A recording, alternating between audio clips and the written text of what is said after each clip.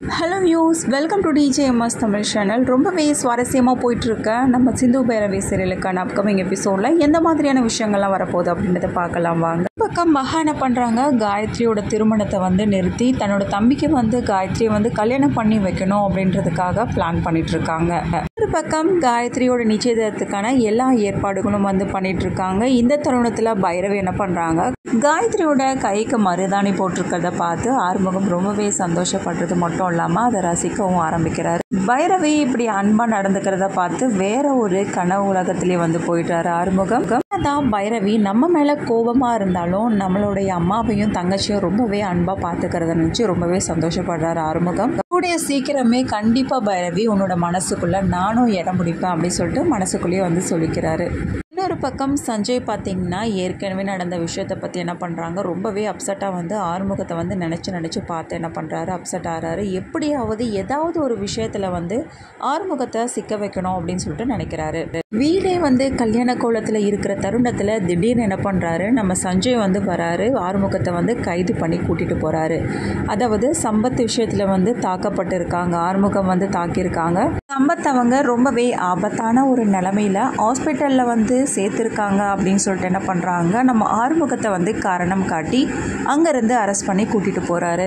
நான் இந்த தப்பு பண்ணலை அப்படின்னு சொல்லிட்டு ஆறுமுகம் சொன்னாலும் அது எல்லாத்தையும் கேட்காம பயங்கர கோபத்தோடு கூட்டிகிட்டு போக இன்னொரு பக்கம் பைரவியும் சொல்கிறாங்க சஞ்சய் கிட்ட, ஆறுமுகத்தை பற்றி எனக்கு நல்லாவே தெரியும், ஆறுமுகம் இந்த மாதிரியான ஒரு தப்பு பண்ணவே மாட்டார் அப்படின்னு சொல்லிட்டு என்ன பண்ணுறாங்க, ஆறுமுகத்துக்கு ஆதரவாக பேசுகிறத நினச்சி ஒரு பக்கம் சந்தோஷப்படுறாரு ஆறுமுகம். வீட்டில் உள்ளவங்க எல்லாரும் சொல்லியும் கூட அதேமாரி ஆறுமுகத்தை கூட்டிகிட்டு போயிட்டாங்க.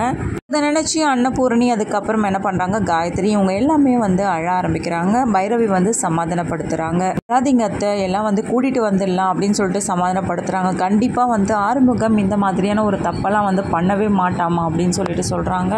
நீங்கள் சொல்கிறது எனக்கும் தெரியுது அத்தை, கண்டிப்பாக அவரை கூட்டிகிட்டு வந்துடலாம் அப்படின்னு சொல்லிட்டு காயத்ரி அன்னபூர்ணி இவங்க ரெண்டு பேரையும் சமாதானப்படுத்துகிறாங்க பைரவி. ஒரு பக்கம் இது எல்லாத்தையும் பார்த்துட்டு இருந்த மகாவுக்கு பயங்கர ஒரு ஹாப்பினஸ்ஸாக இருக்குது. தன்னோட தம்பிக்கிட்ட போய் ஷேர் பண்ணுறாங்க, என்னக்கா ஆறுமுகத்தை இங்கேருந்து கூட்டிகிட்டு போனதில் உனக்கு தான் பயங்கர சந்தோஷம் போல அப்படின்னு சொல்லிட்டு கேட்க, இருக்காதா பின்ன, நானே எப்படிடா இந்த கல்யாணத்தை நிறுத்த போகிறோம் அப்படின்னு சொல்லிட்டு நினச்சிக்கிட்டு இருந்தேன், ஆனால் கடவுள் பார்த்தியா தானே அமைச்சு கொடுத்துட்டாரு, என்னக்கா சொல்கிற நீ அப்படின்னு சொல்லிட்டு அவங்க தம்பியும் கேட்க, மாப்பிள்ளையோட தங்கச்சி இந்த ஆறுமுகம், இந்த ஆறுமுகத்துக்கு மேலேயே ஒரு பெரிய பழியாக விழிஞ்சிருக்கு.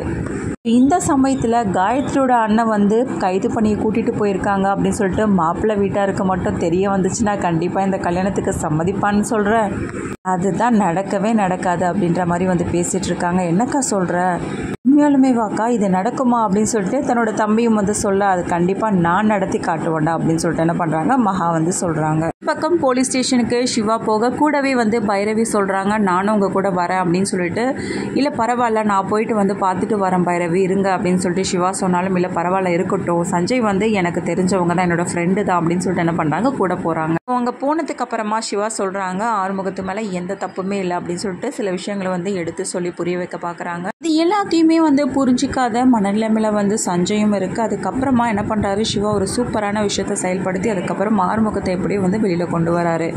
அப்புறமா ஆறுமுகமும் வெளியில் வர, அதுக்கப்புறம் ஆறுமுகம் சஞ்சய் இவங்க ரெண்டு பேருக்குள்ள பகை மென்மேலும் வளர்கிற மாதிரி இருக்குது. ஒரு பக்கம் ஸ்னேகா என்ன பண்ணுறாங்க, சிவாவுடைய அம்மாவுக்கு கால் பண்ணி நடந்த விஷயங்களை பற்றி சொல்கிறாங்க. ரொம்பவே ஃபீல் பண்ணி பேசிகிட்டு இருக்காங்க.